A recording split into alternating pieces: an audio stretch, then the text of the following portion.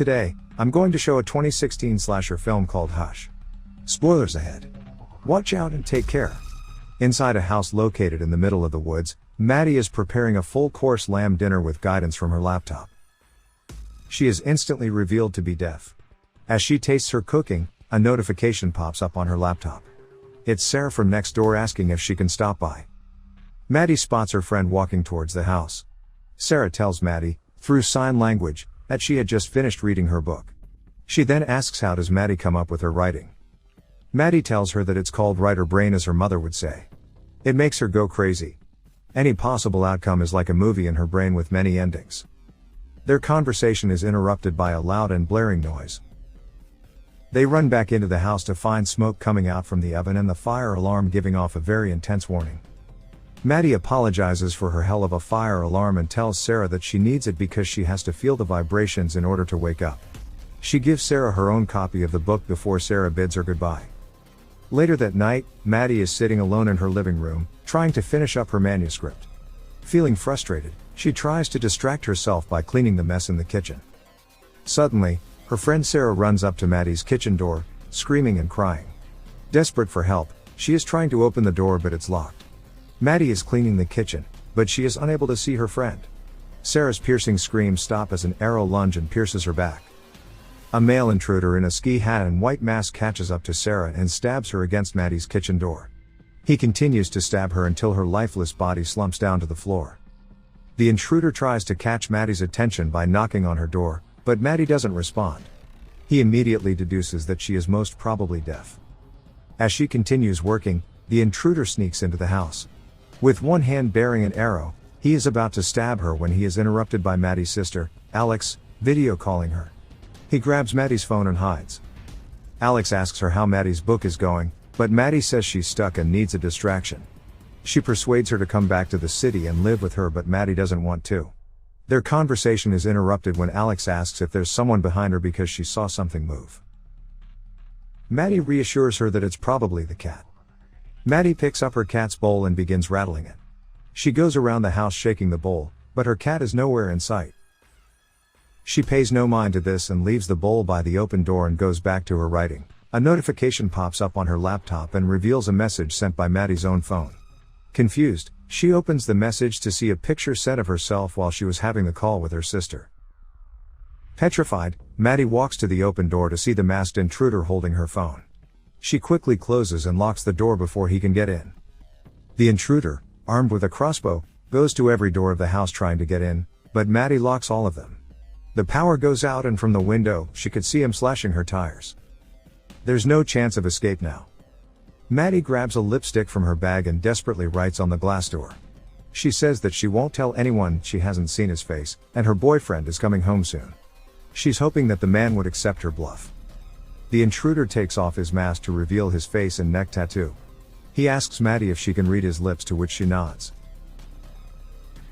Now that she has seen his face, he has to kill her. Maddie runs back to her kitchen to grab a knife.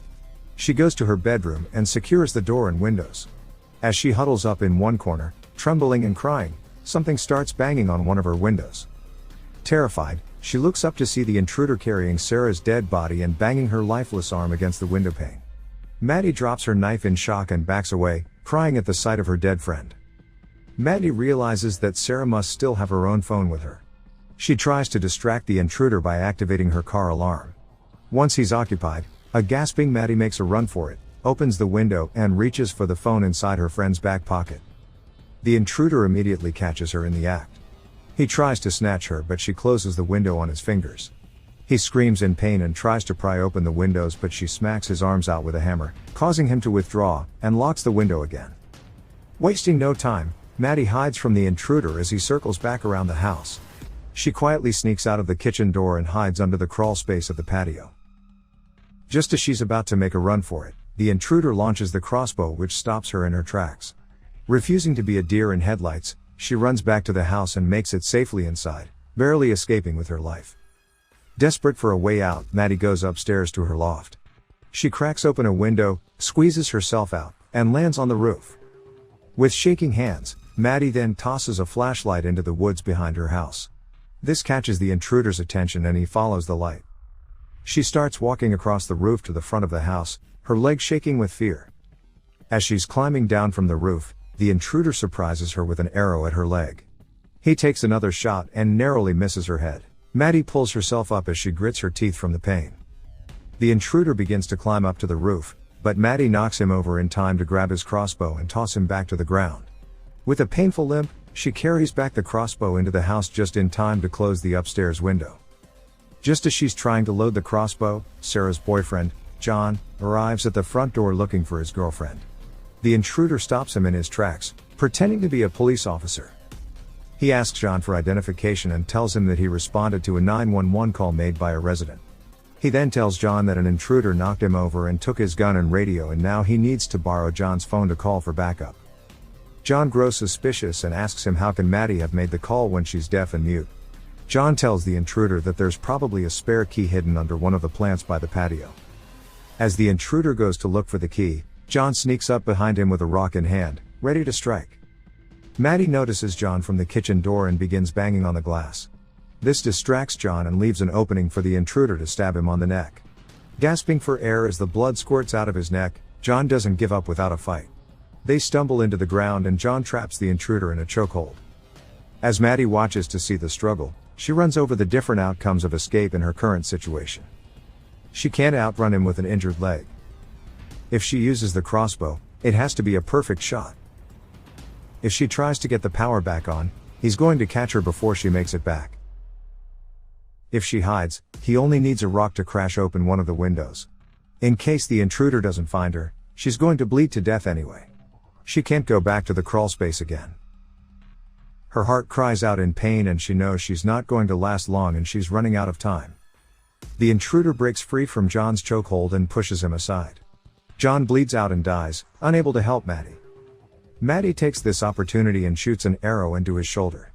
The intruder cries out in pain, his rage fueling his desire to kill her. He runs after Maddie back into the house and traps her hand in the middle of closing the kitchen door. Unable to scream out in pain, Maddie can only cry as he stomps on her hand, breaking the bones in her fingers. With her remaining energy, she retrieves her hand back into the house.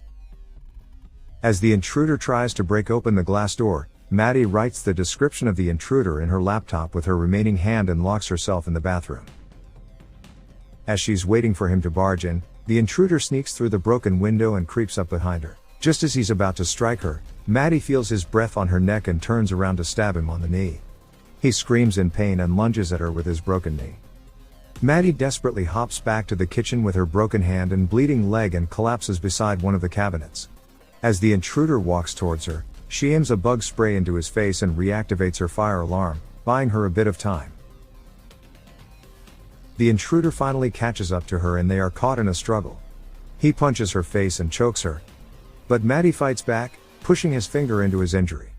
He slams her to the floor and chokes her again and she sees her life flashing before her eyes. As her heartbeat slows down, she reaches for the wine opener with the last inch of her life, and with a mighty swing, she stabs him one last time on the neck. He releases his grasps from her neck as he chokes on his own blood and collapses on the floor next to her. Maddie gasps for air and quickly reaches for the phone in his pocket and dials 911. This is her chance to escape. She gives one last look at the dead intruder and slowly makes her way to the patio where she sits down next to her cat. As Maddie pets the furry little creature, flashing lights from the police are seen at a distance. She closes her eyes and sighs, she survived and she won. Subscribe to watch more videos like this. Turn on notifications. And leave a like, it really helps the channel out. Thank you for watching.